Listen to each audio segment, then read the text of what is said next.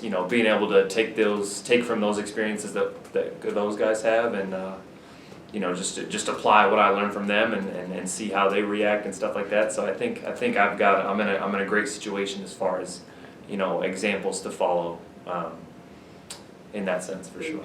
Maybe it sounds like you're downplaying yourself though. Like you're not coming in here as some preferred walk-on. Like you're an established guy. So how do you kind of mesh, your skills, what you can do, and your confidence with, with the returning guys and what they bring?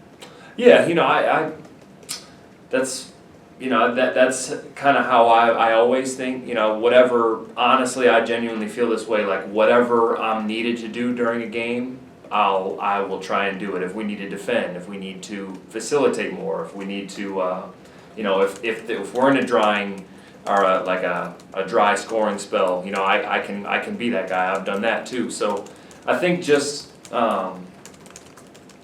trying to be whatever this team needs to get over the hump is what I'm here for, because I love these guys and I want to, but along with everybody else, I want to do great things here. Andrew Jones, Tar Heel Illustrated. Have you grabbed the magnitude of what it's like to be a North Carolina basketball player? And it's not just the stage during the game. You guys are kind of always on stage to a degree. Yeah, a little bit. I try to, I don't really go outside much. I kind of just stay inside. I come to the gym, and I play video games, and I watch Netflix. I don't really do much. I don't try to stay off social media and all that stuff, because I know that there's a lot of negatives that can bring for the most part. So, but just being embraced by the Carolina family is something that has been really cool for me. When I do go somewhere and somebody recognizes me and is super nice and super genuine and talking about how long they've been a fan of the team for, and how excited they are for me to play here when I haven't even played a game yet here, has been awesome. It really has been awesome, and just getting to know everybody. It's been great, and just being part of this family, like you said, it's been great so far. Yeah, not to disparage Northwestern experience or anything like that, but have you had like an oh wow moment, like this is just a totally different deal than what you dealt with before?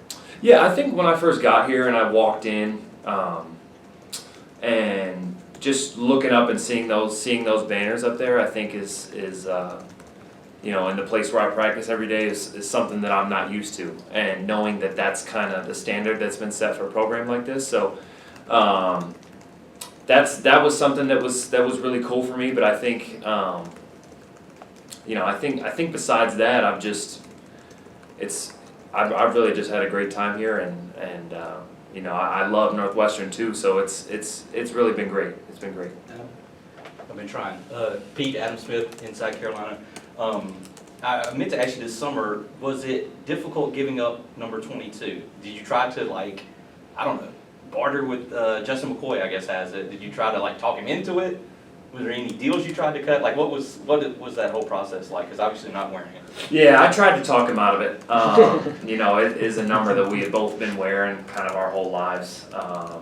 I've never been on a team where I haven't worn number 22, so it's definitely interesting for me and new for me, but that's definitely his number, and he was here before me, so I tried to talk him out of it a little bit, but he wouldn't budge. He wouldn't give it up. What was the approach you took with him? I mean, you're trying to sweeten him up at all, or what?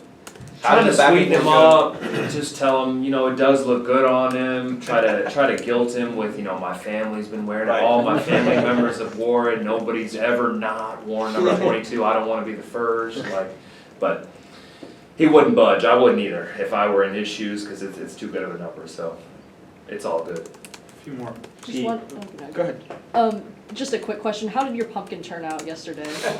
Our pumpkin was great. It was our group, me, Caleb, and Bo, May. I think everybody kind of went with the basic, kind of made the Minion, made the Mike Wazowski Monsters Inc. character, but we went with the traditional, just jack-o'-lantern. Ours was the scariest, but the judges thought otherwise, I guess. So we ended up coming in third. But it is what it is, you can't win them all. I'm interjecting. What's a minion? I'm sorry. Minion? You don't know what that is? No, I need help Oh here. my gosh. Yeah, Despicable Me, a little. I don't get out much. Yeah. Brendan? Hey Pete, Brendan Marks from The Athletic. In the time since you've been here, obviously Coach Davis said you guys had a couple calls before you got here, but what have you learned about him and his coaching style since you've been here? And like, how does he interact with you? How do you interact with him? Like, what does that look like on a day-to-day basis? Yeah, you know, he's been great ever since I got here. You know, just everything that he told me, you know, about my role and things like that, things that they're going to need from me has come true so far, and you know, that is something that I feel like not a lot of players coming out of high school and stuff like that will find.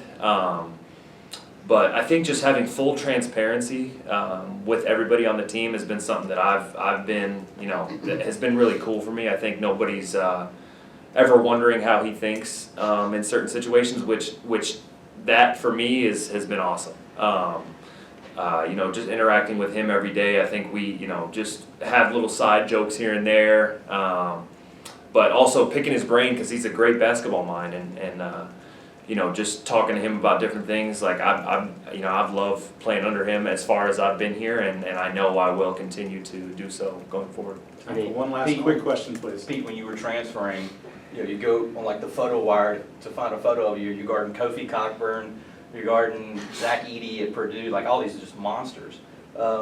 Like being here and alongside Armando, are you looking forward to maybe not having to be like anchored down there in the post against some of those huge guys? Just does that a factor that appeals to you, like playing the 4 maybe more than playing the 5? Yeah, I think so.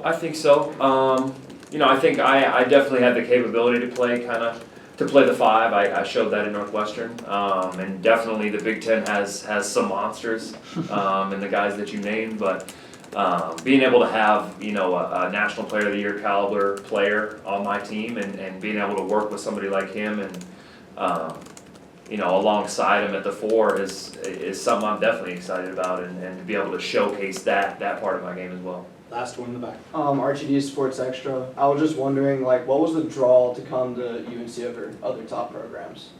You know, I think one thing that, while, you know, I had a bunch of conversations with the coaches on the phone before I took my visit, and obviously watching all last year, you know, super talented team, and obviously know what this team was capable of.